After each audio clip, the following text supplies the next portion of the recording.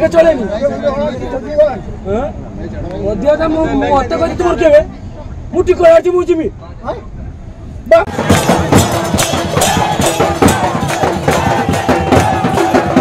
জয় জগন্নাথ, হরে কৃষ্ণ। প্রভু জগন্নাথ 4 ধামের মধ্যে এক ধাম হলো প্রভু জগন্নাথ ধাম, যেটি পুরীতে অবস্থিত।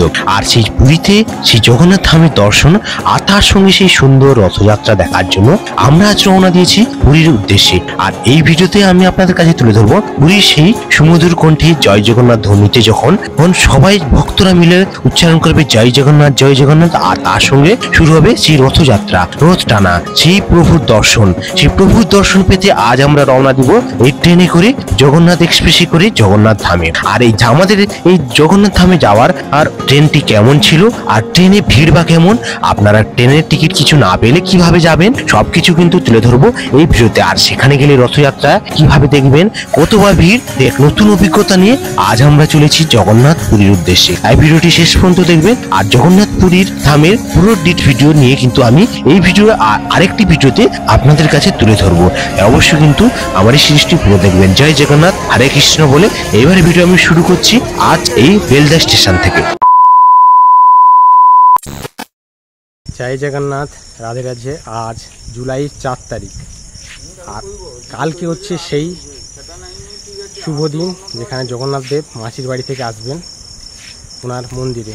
আর তার জন্য আমরা আজকে রওনা দিচ্ছি 18409 জগন্নাথ এক্সপ্রেসে করে পুরীর পথে।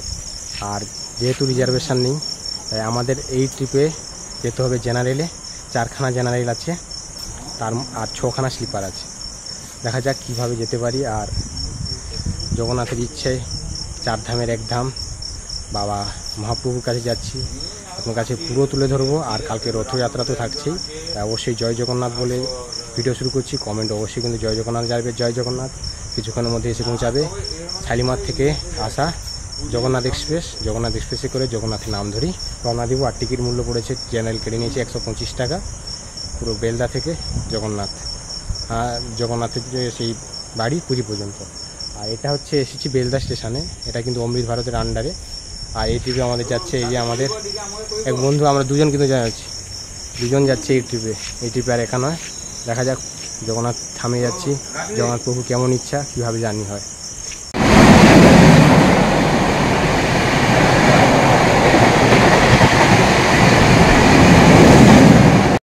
করছে করমণ্ডল এক্সপ্রেস, যদিও এখানে দাঁড়ায় না, কিন্তু দেখছি এখানে আজকে দাঁড়িয়েছে স্টপেজ দেবে বেলদা স্টেশনে। আর এখানে কাছে 9টা বাজতে 15 মিনিট বাকি। সাইডে করমণ্ডল আর এই সাইডে শুধু ইঞ্জিন। এখানে দাঁড়ায় না, তাও দাঁড়িয়েছে। যারা চেন্নাই যেতে চান করমণ্ডল ট্রাই করতে হন, খড়গপুর থেকে কিন্তু ছাড়ে। আর এটা হচ্ছে ফার্স্ট এসি যেটা দাঁড়িয়েছে। আর সামনে কিন্তু স্লিপারটা সামনে আছে, আর এটা ফার্স্ট এসি। ফার্স্ট এসিটা কেমন। আর আমরা আর কিছুক্ষণের মধ্যেই জগন্নাথের সেই পুরী ধামের উদ্দেশ্যে পাড়ি দেবো, চলে আসবে। আর এটা একদম দেখছি নিরিবিলি। আজকে যদিও শুনেছি ভিড় হবে প্রচুর, দেখা যাক ভিড় কেমন হয়। সিরিজ যখন অ্যানাউন্স হচ্ছে তখন প্রায় 1 ঘন্টা লেটে 18049 আমাদের জগন্নাথ এক্সপ্রেস আসছে আমাদের এই বেলদা স্টেশনে। 18409 সরি। দেখা যাক, বললো তো ঢুকছে 10:30 বাজে, কত সময়ের মধ্যে ঢুকে। আর সামনের দিকে কিন্তু আছে জেনারেল ক্লাস, যেটা আমরা যাব। আর এই সাইড দিয়েও আসছে এক এক্সপ্রেস, যেটা যাচ্ছে হাওড়ার জন্য। আর লোকজন প্রায় দেখতে পাচ্ছি না, যদিও ভেবেছিলাম রথযাত্রা উপলক্ষে প্রচুর লোক হবে, এই বিশ্বাসে এসেছিলাম, কিন্তু এই স্টেশনটি ফাঁকা দেখছি। কিন্তু আগের ভিডিওতে দেখেছিলাম একটা ভিডিওতে, যারা এখান থেকে এমসি যান ভুবনেশ্বর, তারা কিন্তু এই ট্রেনটাতেই যান, কিন্তু সেভাবে ভিড় দেখতে পাচ্ছি না। দেখা যাক ট্রেনে কেমন ভিড় হয়। স্টেশনে তো ভিড় নেই, ট্রেনে কেমন ভিড় হয় অবশ্যই কিন্তু দেখাবো। আর জয় জগন্নাথ বলে জগন্নাথ এক্সপ্রেস আসছে, যাত্রা আমাদের শুরু হবে এই আমাদের প্রিয় বেলদা স্টেশন থেকে। সে প্রায় 1 ঘন্টা লেটে 18409 জগন্নাথ এক্সপ্রেস আসছে আমাদের বেলদা স্টেশনে। চলুন এবারে পূর্ব জেনারেলে, সামনে জেনারেল।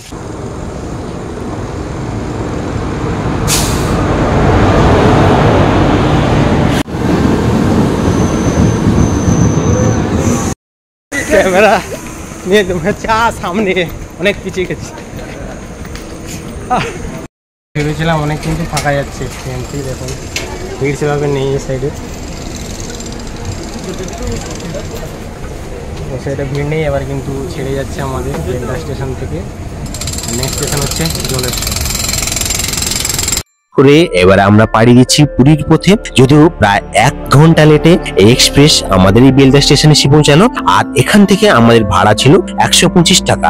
আপনারা কিন্তু যদি পুরী বেড়াতে যান আর যদি টিকিট না পান, এইভাবে জেনারেলে করে কিন্তু আপনি যেতে পারেন। যদিও জেনারেলে এখান থেকে সিট পাওয়া খুবই মুশকিলের ব্যাপার, কিন্তু যারা শালিমার থেকে আসছেন তারা কিন্তু ওখান থেকে কিন্তু সিট পেয়ে যাবেন। আর আমরা প্রায় দাঁড়িয়ে দাঁড়িয়ে কিন্তু গেছিলাম এই জগন্নাথ এক্সপ্রেসে করে বাবা জগন্নাথের দর্শনের জন্য পুরীর উদ্দেশ্যে।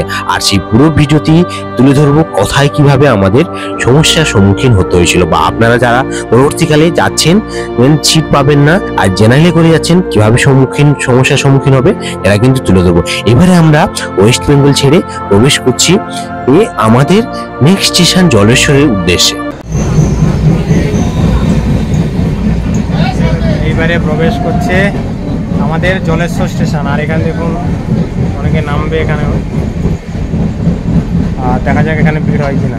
ধীরে ধীরে ট্রেনটি যতই নেক্সট স্টেশনের দিকে এগোচ্ছি, প্রত্যেকটি স্টেশনে ভিড় যেন প্রায় দ্বিগুণ ধরে বাড়ছে। আর এইরকম ভিড় বাড়তে বাড়তে এমন পর্যায়ে এসে পৌঁছালো যে দাঁড়ানোই মুশকিল। সেটাও আমি আপনাদের কাছে এবারে তুলে ধরছি। এখন আমরা জলেশ্বর স্টেশন পেরিয়ে যাচ্ছি বস্তার উদ্দেশ্যে।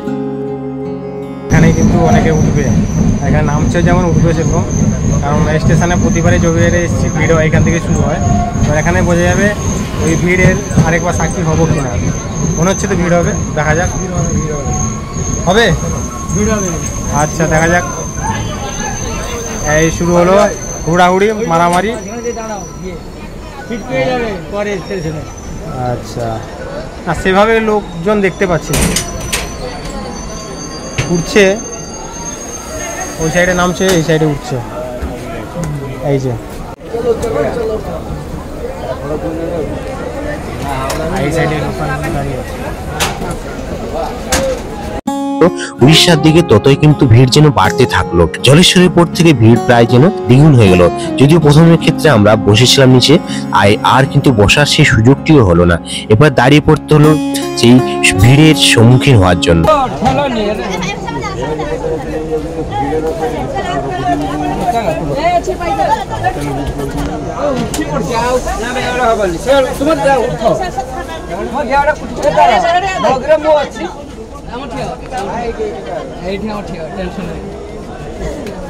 বেগ রাখছ উঠিছ ଆଉ ଅସୁବିଧା ନାହିଁ, ଏକାଳ ଓଲାଣି ଆଉ ତୁମେ ଦେଇଦିଅ ନା, ଯିଏ ଯାହାକୁ ରହିଛ ଯିଏ ଯାଇକି ବସିଛ ବସ, তোমার ছাড়িব। ভিড়টা একটু বেড়েছে, তাও কিন্তু ততটা বাড়েনি যেটা আশা করছিলাম। এখানে নিচে একটু বসে পড়েছি এই সাইডে, যেহেতু ততটা ভিড় নেই, তাও বসার মতন একটু পেয়েছি নিচে। দেখা যাক কতক্ষণ বসতে পারি। নেক্সট স্টেশন হচ্ছে এরপরে বস্তা সামনে।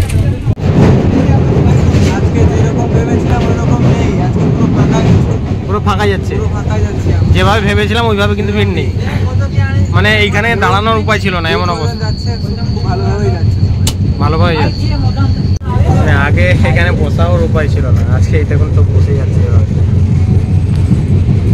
হচ্ছে বস্তা, দেখা যাক এখানে কজন ওঠে। আর সবাই কিন্তু এভাবে বসে পড়েছে, দেখে মনে হচ্ছে ভিড়, কিন্তু ভিড় নেই সেভাবে। উঠে পড়লে কজন মাত্র সবাই বসে পড়েছে এখন। আর ভেতরে সবাই প্রায় ঢুকে গেছে, মানে সেভাবে ভিড় নেই। এবারে দেখা যাক এখানে ওঠে কিনা, এটা একটা নতুন চ্যালেঞ্জ। তাই প্রত্যেকটি স্টেশনে যখন আমাদের গাড়ি গিয়ে দাঁড়ালো, তখন প্রত্যেকটি স্টেশন আমাদের কাছে যেন এক নতুন চ্যালেঞ্জ নিয়ে দাঁড়ালো।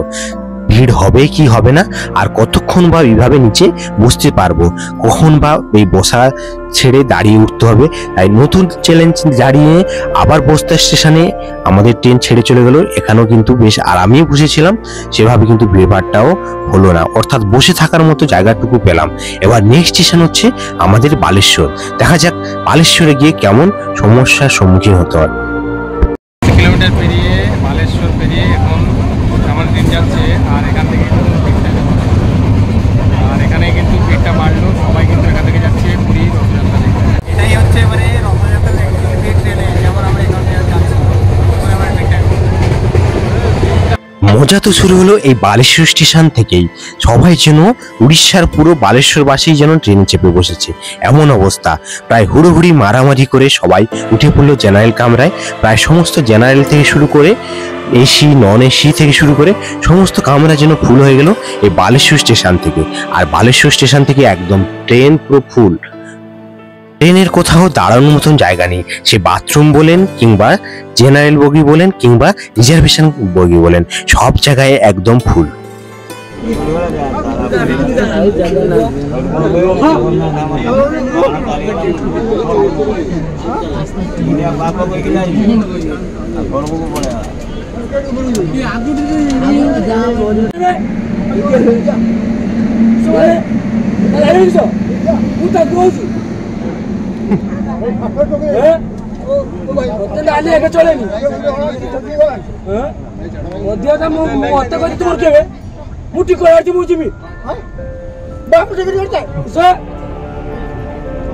আর দেখতে পেলাম আরো বেশ নতুন কিছু ঘটনা।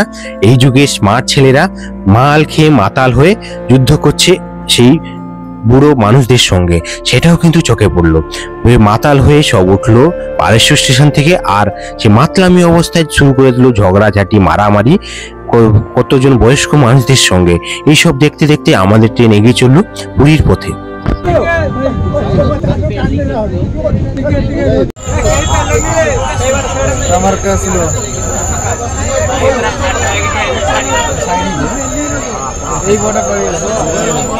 তারপর ট্রেন যখন গিয়ে পৌঁছালো ভদ্রক স্টেশন, তখন স্টেশনের বাইরে চলছে প্রবল বৃষ্টি। আর সেই প্রবল বৃষ্টিতে ভিজে ভিজে প্রায় হুড়োহুড়ি করে আবার শুরু হলো ট্রেনে ওঠা। কেউ আবার ঝুলন্ত অবস্থায় ট্রেনে উঠছে, কেউ আবার ট্রেন ছেড়ে চলে যাচ্ছে, চিৎকার করে বলছে দাঁড়াও দাঁড়াও দাঁড়াও। আর কেউ বা সেই ভিড়ের মধ্যে মাথা ঘুরিয়ে কেউ বমি করছে, কেউ আবার মাথা ঘুরিয়ে নিচে পড়ে যাচ্ছে। এই সমস্ত ঘটনা দেখতে দেখতে কিন্তু আমাদের ট্রেন আবার ছুটে চলেছে পুরীর উদ্দেশ্যে। Welcome to Puri. এখন বাজে সময় সকাল 6টা। নির্ধারিত টাইমের থেকে প্রায় 1.5 ঘন্টা লেটে এসে পৌঁছালাম জগন্নাথ ধাম দিতে। আর দেখলেন আমাদের এক্সপিরিয়েন্স কেমন ট্রেনের, জেনারেল কামরায় আসে বলেছে আমাদের সেই মুহূর্ত যেখান দীর্ঘ প্রতিকার করেছে পৌঁছালাম, যদিও 1.5 ঘন্টা লেট। এবার যাবো এখান থেকে যাবো মন্দিরের উদ্দেশ্যে। দেখলেন বালেশ্বর বন্ধ কোনো ভিড় ছিল না, তারপরে কি অবস্থা দেখলেন, পুরো জার্নিটা দেখালাম। এবার এই ভিড়ের মধ্যে দিয়ে যাবো জগন্নাথ পুরীতে।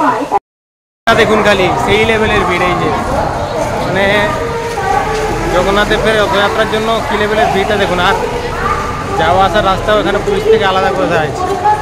এই যে এদিক দিয়ে খালি যে বেরোচ্ছে ঢোকার জন্য কিন্তু রাস্তাটি নয়, অন্য রুট আবার। আর এই সাইডে পুরো সাজানো হয়েছে কেমন স্টেশনটিকে দেখুন।